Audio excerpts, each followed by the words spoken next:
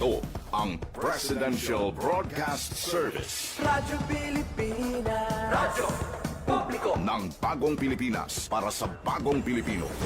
Naghahatid ng mahahalagang balita at impormasyon na guugnay ng pamahalaan sa sambayanan. Tulay sa himpapawid ng serbisyo publiko. Radyo Pilipinas. Radyo Publiko. Ang boses ng Pangulo. Sa Iloilo, Radyo Pilipinas. 585 AM.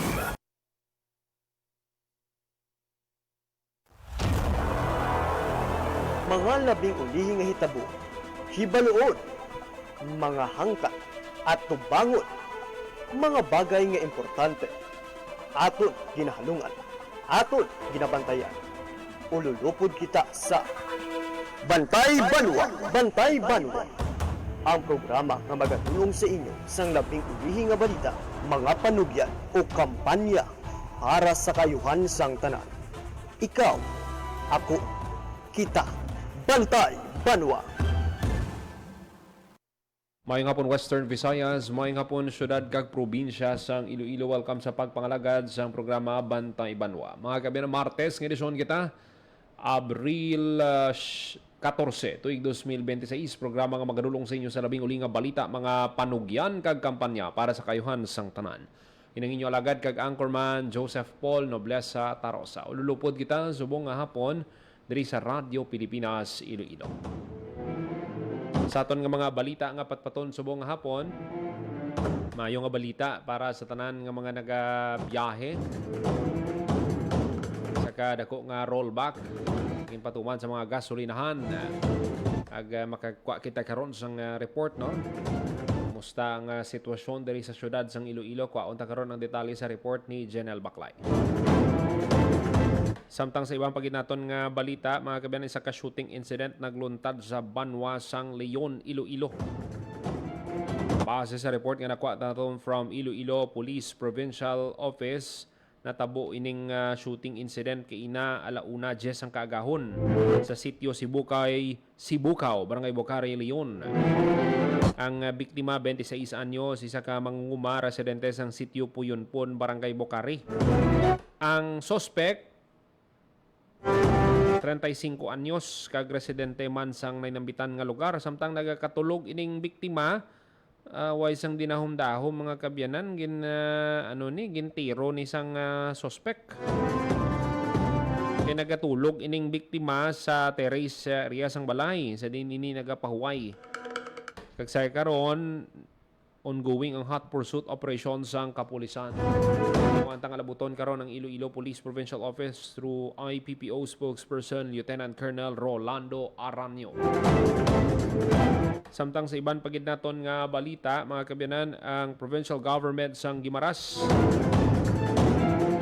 kag Bureau of Jail Management and Penology nagpirma sang MOA agod pabaskugon ang health services para sa mga persons deprived of liberty. Importante gid ini, no, nga ma-check gid ang ikaayong lawas sa mga PDLs.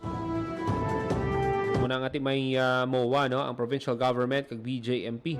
Kaupod mga kabyanan ang Dr. Catalino Gallego Nava Provincial Medical Center.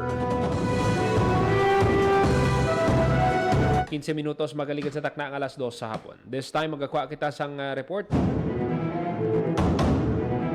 Ayugid nga balita, no, sa aton nga mga biyahero, mga drivers.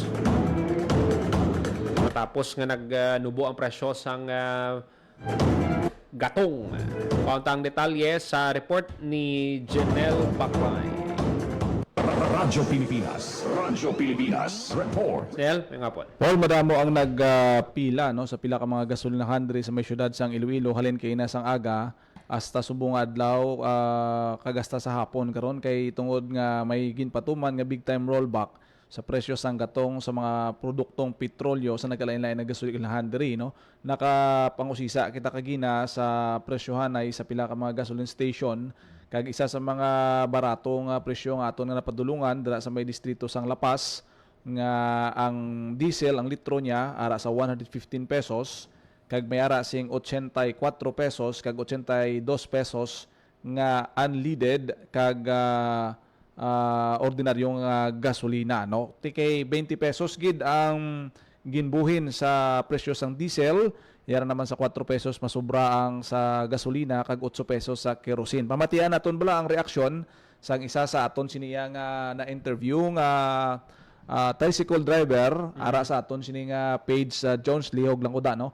Sa aton siniya nga pag-interview sa kay sa isa sa driver, no, dira sa may bahin sang kay Roy Joy Bagyo, taga Progreso Lapos, no, kag isa ka chief tanod man nga nagpatughong kagina naabtan naton dira sa gasolinahan sa Lapos.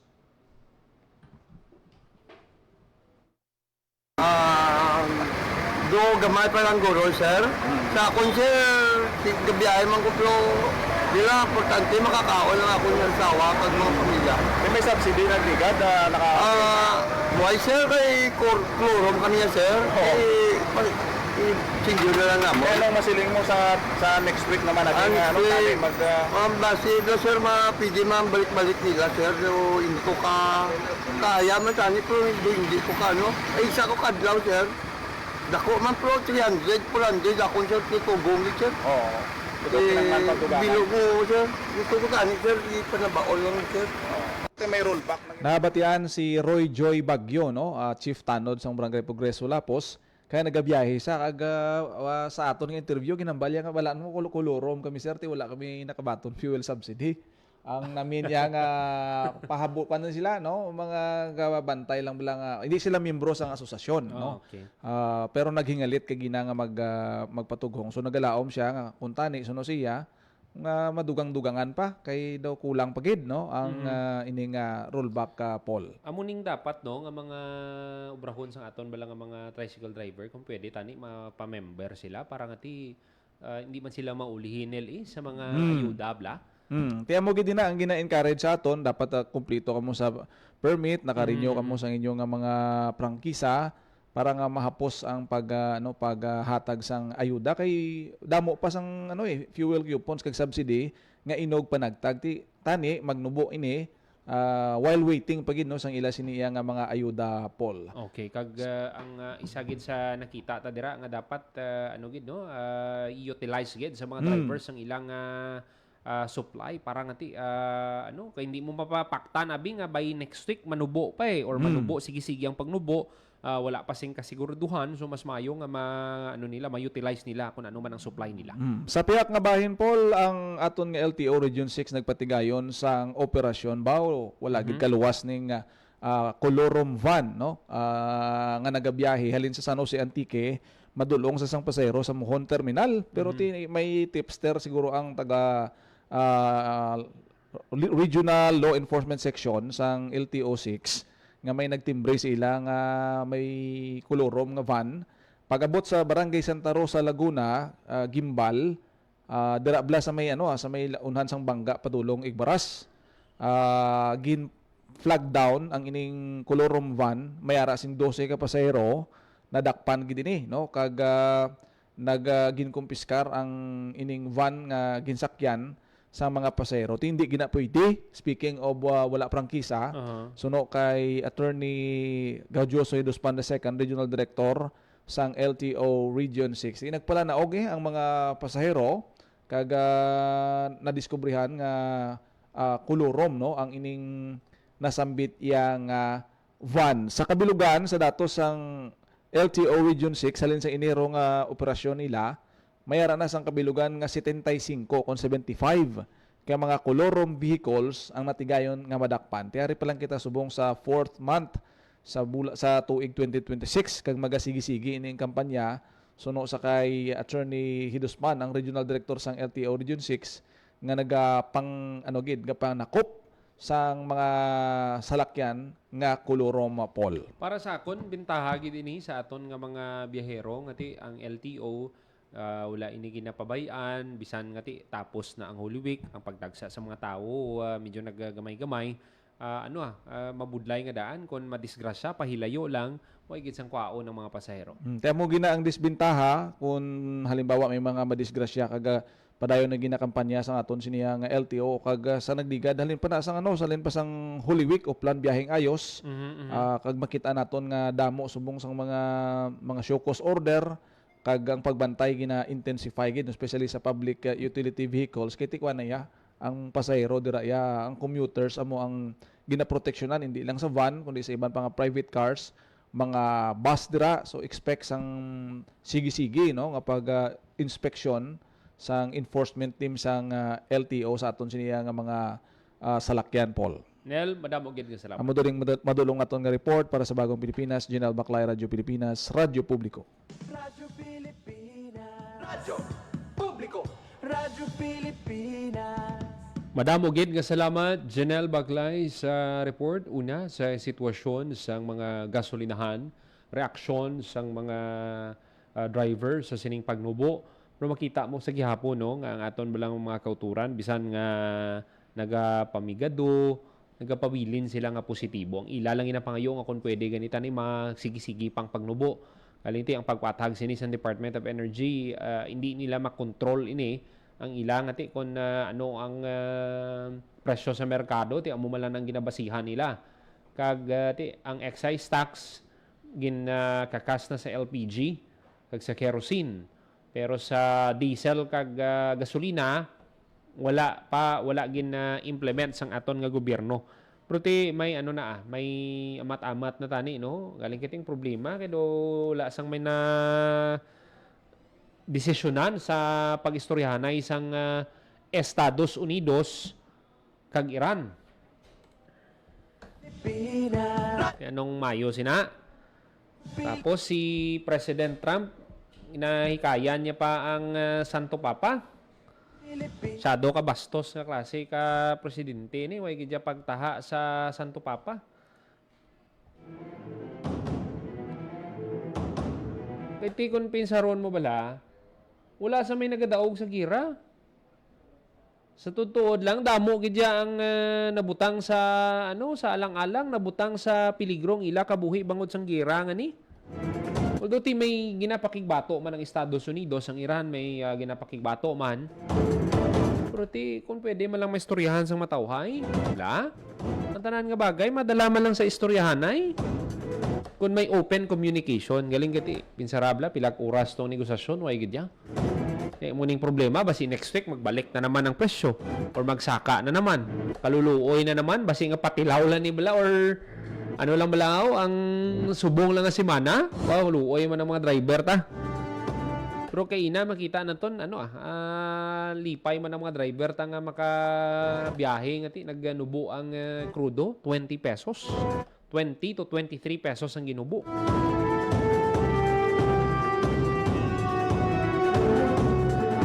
Ang iban naguluntat basi nga sa dalayon maggamay ni or magnubo pagid basi nga makabalik na biyahe ang pila sa mga kauturan tang iban nagpangita na lang sang iban nga obra.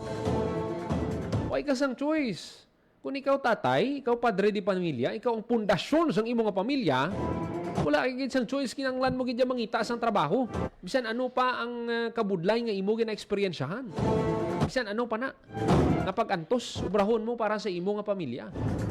Kag amo ning ginahimo sang aton nga mga driver. Pati kalabanan sila ang breadwinner. Kag makarelate gid sini ang tanan nga mga breadwinner. Hindi lang ang mga driver ta. Bisan ano pa ang kabudlay, hindi gina sila mag-give up. Kag amo ning ginahimo sa mga drivers ta. Amo na gani sa ginasiling ta, may ulo extra ka mo, taga inyo. Bisan pila lang ka pisos. Malayo na ang malabot sina. Samtang sa mga kolorom naman, sige pa kamo da biyahe. May pa kamo nadala basi gusto nyo magsunod or magdugang sa datos ng LTO. Piligro ang dala sini. Sakay kamo da, disgrasya pay layo, way ka mo kaon. Kaluluoy gid ang mga pasahero. Kuna nga siguruhon nyo gid no nga kumpleto ang dokumento, hindi kolorom ang mga masakyan ninyo, nga mga salakyan, mga pampubliko nga salakyan.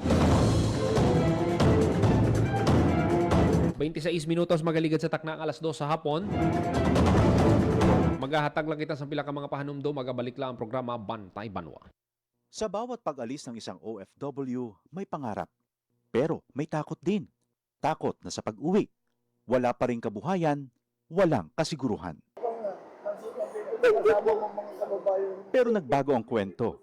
Sa pagsisimula pa lang ng Department of Migrant Workers, maliwanag ang direksyon ni Pangulong Ferdinand Marcos Jr. Itaguyod ang National Reintegration Program. Ito yung program ng Department of Migrant Workers para tuloy-tuloy ang tulong sa kahit nakauwi na yung OFW, ay may tulong pa rin sila natatanggap sa pamahalaan. Sa kanilang pag-uwi ay dapat ganap ang tulong at suporta, hindi mga government agencies na magkakahiwalay, kundi sanib puwersa. Mula sa mga training para sa pag-empleyo at pagninegosyo, binubuksan ang mga oportunidad na dati sa ibang bansa lang natatagpuan. Last week, personal na binisita ng Pangulo ang iba't ibang training na ibinibigay ng DMW, tulad ng negosyo ng soap making sa Laguna.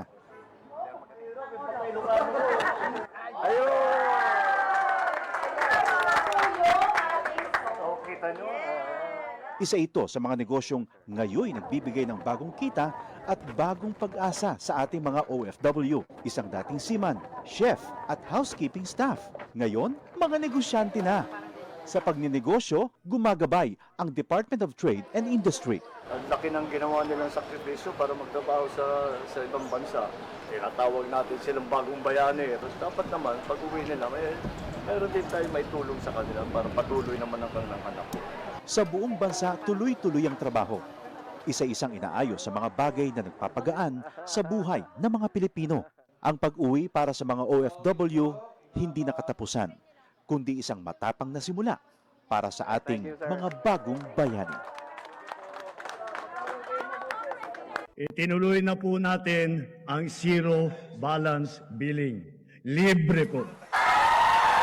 Ibig sabihin, ang serbisyo sa basic accommodation sa ating mga DOH na ospital, wala nang babayaran ang pasyente. Po, ang dami pong challenge, hindi po namin alam kung saan namin kukunin, ganon, nag-iisip kung paano namin mababayaran. Siyempre po, masayang-masaya, super saya po dahil na zero billing po kami. Opo, malaking po talaga, malaking tulong po. Mabilis lang din po.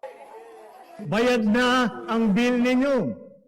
Uulitin ko, wala nang kailangan bayaran ng pasyente basta sa DOH Hospital dahil bayad na po ang bill ninyo. Naiyak ako kasi sobrang saya. Maraming salamat po, Mr. President Bongbong Marcos Jr. Hindi kami nagkamali ng taong ihinalal.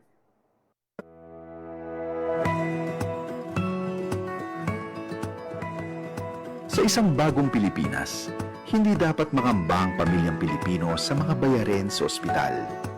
Kaya naman sa Zero Billing Policy, libre ang inyong paggamot sa lahat ng mga Department of Health hospitals. Mapa-inpatient, outpatient, o emergency services. Isama na rin ang mga mamahaling gamot, lab tests,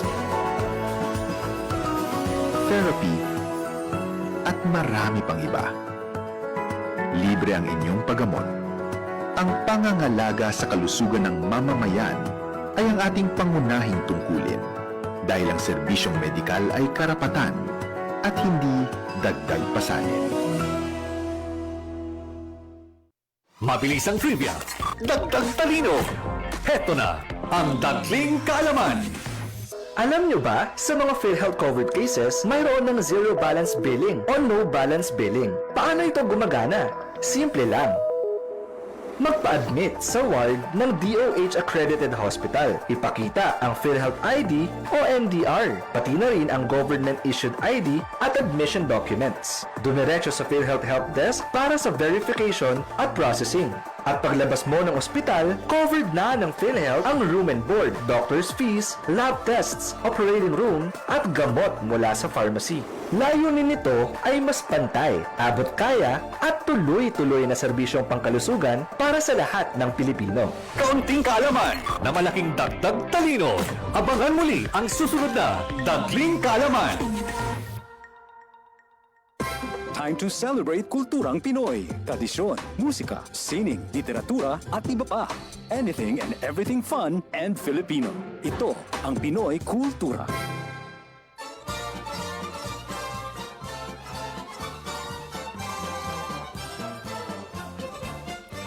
A blessing of safe voyage and a chance to cool off, pinagmamalaki ng kanta ang Antipolo, named after tipolo or breadfruit, prolific in the area. The city prides itself as a pilgrimage capital of the Philippines. Two of its more popular attractions are the historical church of the Nuestra Señora de la Paz y Buen Viaje and its summer popular waterfalls, ang Hinulugang Taktak.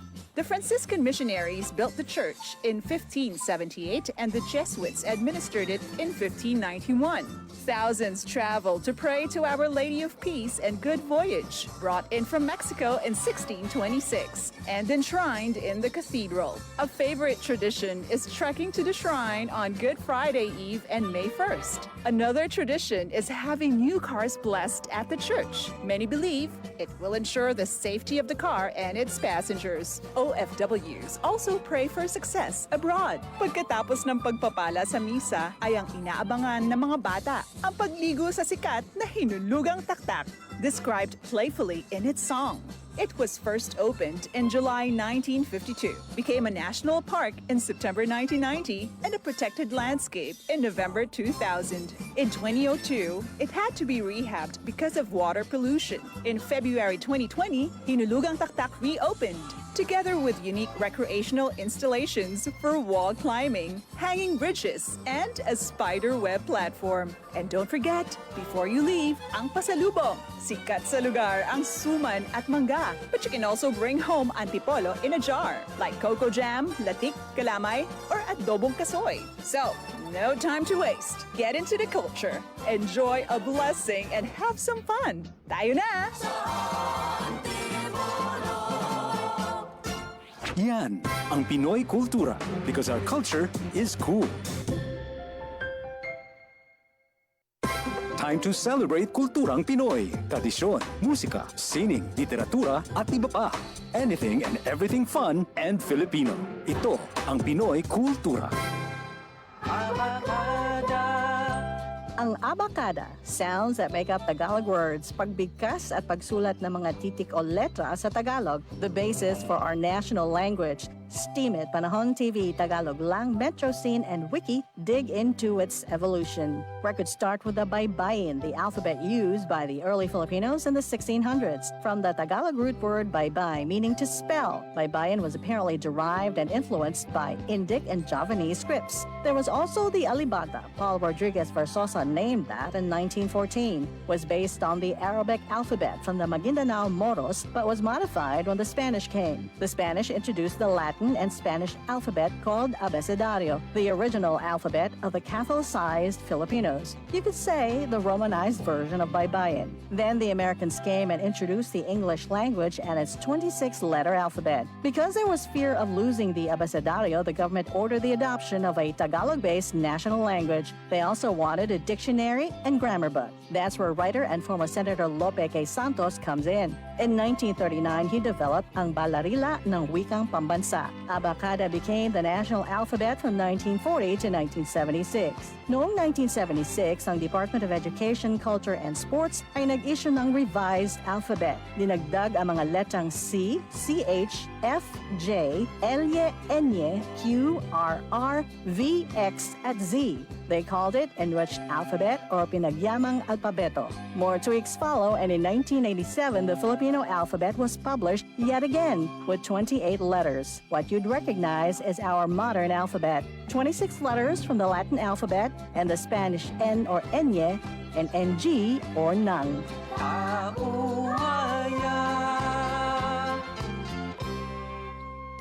Yan ang Pinoy Kultura because our culture is cool. 35 minutos magkaligad sa takna ng alas 2 sa hapon para yung kamong nagapamati diri sa gyapon sa programa Bantay Banwa.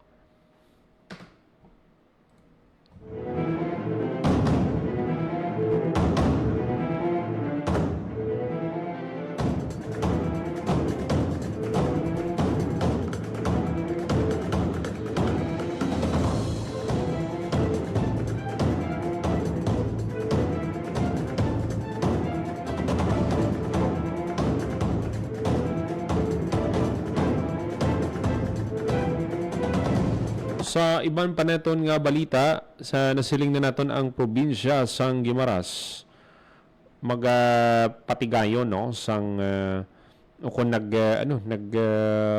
mawasigning ini sila ang provincial government nga ginapangunahan ni Governor Lucille Nava, Bureau of Jail Management and Penology, ang Dr. Catalino Gallego Nava Medical Center, agud pasiguruhon ang nagakaigo nga outpatient and emergency medical services for persons deprived of liberty.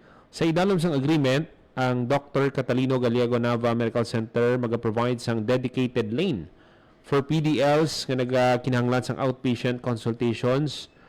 Ang emergency cases naman will be managed depende sa standard triage protocols kag emergency room assessments agud madeterminar ang pag-prioritize no for admission. Medical services for PDLs will be free of charge kag iga-cover sang PhilHealth subject sa submission sang certificate of detention. However, ang PDLs who opt for private accommodations will shoulder the corresponding costs.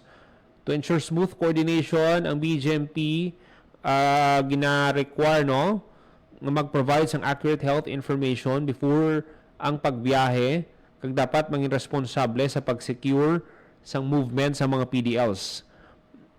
Close coordination man no sa tunga sang hospital staff ug BJMP personnel ang kinahanglan man nga i-obserbar to ensure the safety of patients, healthcare workers kag pumuluyo during medical interventions. Ang MOA valid for 3 years ang ginpirmahan sang Abril 13 sa Governor's Office Conference Room, Kapitolyo Provincial sang Guimaras. Ang signing witness na BJMP Chief of Health Service Jail Superintendent Mary Sharil Hamulo, BJMP Guimaras Provincial Administrator Jail Chief Inspector Arnold Nacionales, Acting Warden sang Buenavista District Jail is Senior Jail Officer for Glenn Gabo, Acting Warden sang Hordan District Jail, Jail Inspector Leo Lacerna, kaupo ng mga personnel sang mga institusyon. Through this partnership, ang provincial government reaffirms its commitment to inclusive and accessible healthcare for all.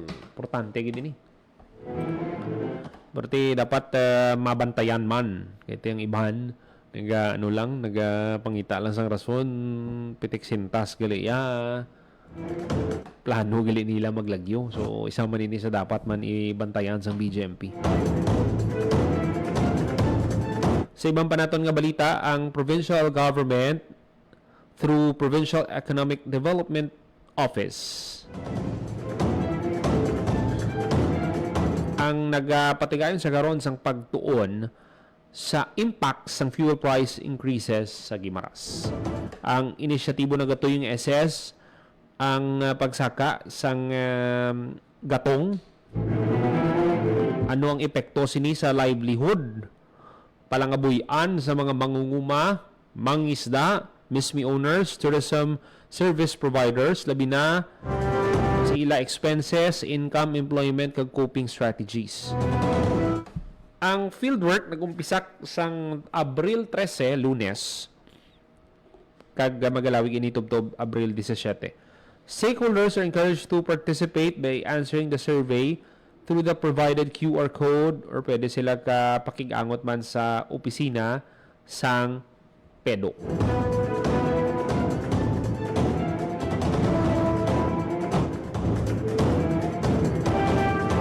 Subong nga semana medyo medyo salamat kita kay nagnubo. Pero preparahan ta naman ang mga masunod nga adlaw. Dapat naga-save bang kita, practical kita sa aton nga mga galastuhan, ang mga unnecessary nga mga expenses i-avoid ta para nga hindi kita magka-problema nganti malubog kamo sa utang. Ang isagid nga pwede pagid nga himuon sa aton mga kauturan, avoid gid kamo anay sa sugal. Once magsugal-sugal kamo da kag online nga mga sugal kung hindi nyo bala matatapan, sigurado gid nga madalman kamo, tingala kamo way na sang bilin ng kwarta nyo, lubog pa kamo kung lumos pa kamo sa utang. Mga kabyanan, sa iban pagid naton nga balita, mga kabyanan, kadamo sang reklamo subong no ang mga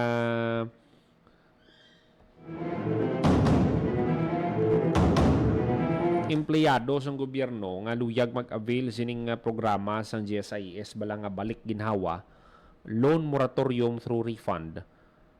Kay ang in-applyan nila may mga gina-expect na sila nga amount pero kulang ang nagsulod sa ila.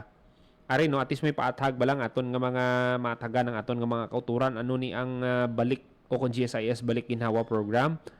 Amo ni ang loan moratorium refund program sa ning ginabalik ang mga hulog sa loan halin Disyembre 2025 tubtob February 2026. Ang refund base lang sa mga ginbayad kag nag-reflect sa system ni GSIS. Ano nga mga loan ang covered? Kalakip dirang ginhawa Go, Flex, kag Max, emergency loan, digital ginhawa loan, housing loan, policy loan, pension loan, GFAL, educational loan, program for restructuring and repayment of debts. Sinong eligible? Nari. Para nga mga taga ng aton mga kauturan. Pwede ka mag-qualify kung may active loan ka nga hindi pa fully paid. May hulog ka sa December 2025, January, kag February 2026 updated o kung wala sang arrears ang imo nga loan, hindi pa due and demandable ang imo nga loan. Okay? Ang pamangkot nga ni amo ni ang do asa subong damo pa ang reklamo sini. San-o mabaton ang refund? May mga nakabaton. Ma-process ang refund sa sulod sang 3 ka working days. 3 ka working days, okay? For example, kung nag-apply ka April 1, Wednesday, ang 2 kag 3 holidays mo, 4 kag 5 weekend, so ang next day naman for processing or ang day 1, April 6. So, dito pa lang maumpisa sa April 6 Monday ang imo nga pag-isip sang working days. I-credit ang refund sa account sa diin may humid ka mo bala na dira na. Pero are pagid nga ang kulang ang refund. Ang refund para lang sa mga bayad ngati na ano gid na remit kag na post sa GSIS. Kung na-deduct sa sweldo mo pero wala na remit sang ehensya, posible nga wala ini malakip. Ang mga loan nga wala sang arrears. Ang mga loan nga may arrears, ang generally disqualified.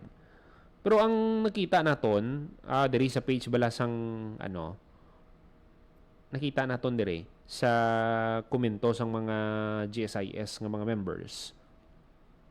Kadamo gid sang reklamo nga siyempre gina-expect mo na namo may 3 ka loan or 4 ka loan amo ning gina-expect mo nga balik sa imo. Tapos ang nagsulod sa imo account, isa lang ka loan. Tingala ka gid. Pero may paatag sinino ang GSIS. Ang nakatawag kita one time sa GSIS, naghambal nga sa kadamo sang mga nag-apply ginakayo pa sang GSIS ang system nila. Kumbaga, hindi tanan dungan sulod. Kumbaga, amat-amat. Kung April 1 ka mo nag-apply, 1, 2, 3, 4, 5, 6, 7. So, subong pa lang April 14 mas 7 working days. Okay? Hindi, wala pa. 1, 2, 3, 4, sa buwas pa. Ulat-laton nyo lang, anay. Kung hindi, tawagin nyo or pwede gid ka mo ka-email. Ari may mga email sila, no? balikginhawa@gsis.gov.ph. Pwede nyo butang dirang nyo kompleto nga ngalan, birthday, BP number kag opisina para ngati matagaan dayon sang solusyon ang ini nga mga problema. Damo gid sang nagapamangkot. Pero ang nakita ko tani, dapat na preparahan ini sa GSIS nga sigura na nila na anticipate kung tani nila nga damo sining ma-avail tungod sang energy emergency. Amo ning wala nila na preparahan ngati damo ang nag-apply siguro basing system nila ayawan ka process siguro amo na nga nagaka-problema pero ang importante nga naga-coordinate kamo sa GSIS. Magpakig-angot kamo no sa inyo pinakamalapit dirang opisina para ngati ma-credit na ang inyong moratorium. GSIS balik ginhawa loan moratorium through refund. Kaya kung hindi ka mag-utang subong, kulangon gid ang imong sweldo. Pero dapat may other ways man kamo sa pag-earn. Hindi pwedeng sweldo lang. Dapat madiskarte kamo kay kinahanglan nyo gid nga kapin pa kung 2-3 bata nyo or sobra pa dira. Kinahanglan nyo gid maghimakas bilang ginikanan. Whatever it takes, maka-provide lang kamo. Siyempre sa legal nga bagay. 46 minutos makaligad sa takna ng alas 2 sa hapon.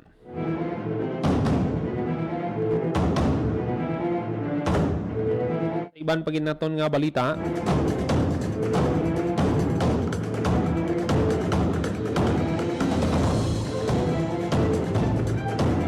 Balita sa Police Regional Office 6 na dakpan sang Estancia Municipal Police Station kag 2nd Iloilo Provincial Mobile Force Company ang top 8 regional most wanted person sa kaso nga rape kag sexual assault sa Purok 5 Sitio Kawayanan, Barangay Bulaken niya, Estancia. Ang suspect ginkilala nga si alias Makoy, 26 anyos, kag residente sang Estancia.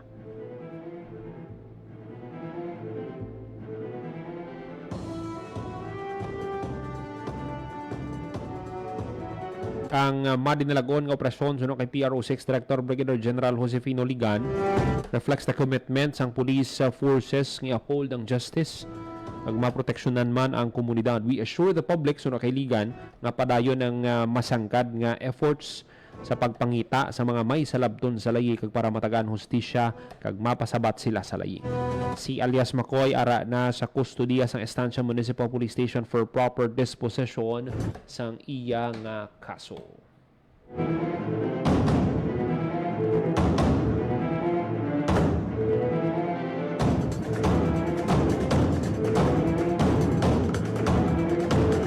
...48 minutos makaligad sa takna ng alas 2 sa hapon.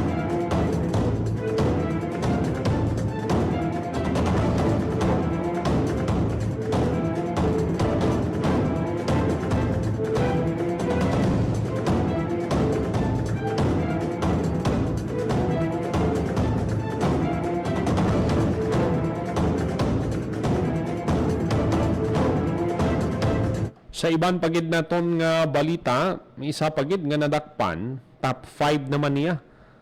Kayang kaso niya sinibulubog at 6 counts of rape. Wow! Grabe no, kadamo gid sang mga may kaso nga rape nga dapat gid madakpan.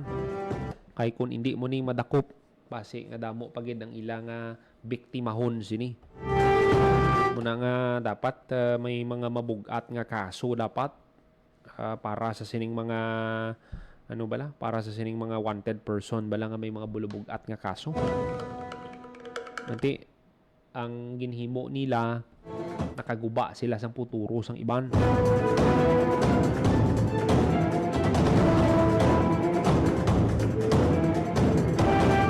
Nadakpan naman niya sa Alibunan, Kalinog. Ang suspect ginkilala nga si alias James, 21 anyos, kag residente sang Kalinog.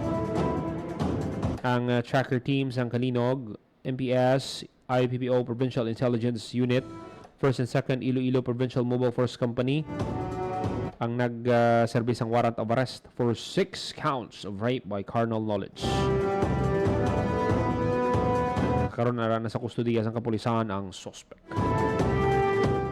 50 minutos magalikan sa takna alas 2 sa hapon.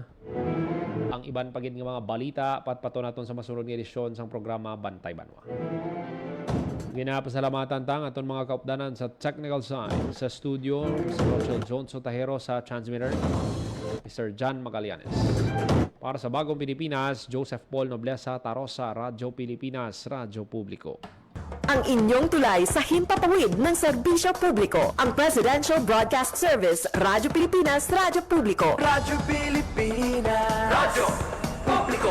Kinilala ng pang-international at prestigyosong Asia Pacific Broadcasting Plus Awards 2025 para sa kategorya ng Government Streaming. Ito ay dahil sa epektibo nitong pagsasanib ng mga tradisyonal na media tulad ng telebisyon, radyo at print para masabayan ang mabilis na pag-inog ng mundo ng digital at social media tungo sa mas epektibong paghahatid ng mahahalaga at napapanahong mga impormasyon sa mamamayang Pilipino.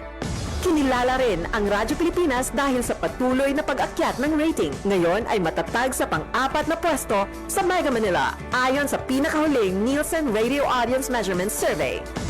At sa social media, nakamit ang mahigit 2,000% pagtaas ng bilang ng mga sumusubaybay sa Radyo Pilipinas page sa unang bahagi ng 2025. Patunay ito na ang inyong Radyo Pilipinas Radyo Publiko ay tunay na kaagapay ng inyong pamahalaan sa paghahatid ng serbisyo sa mga mamamayang Pilipino. Mula sa aming lahat, sa ngalan ng inyong pamunuan at mga kawani ng Presidential Broadcast Service, kasama ang inyong mga himpilan ng Radyo Pilipinas sa buong kapuluan. Maraming salamat po sa inyong lahat, sa inyong pagtangkilik at pagkilala. Radyo Pilipinas. Radyo Publiko. Maging fuel efficient sa lastong pressure ng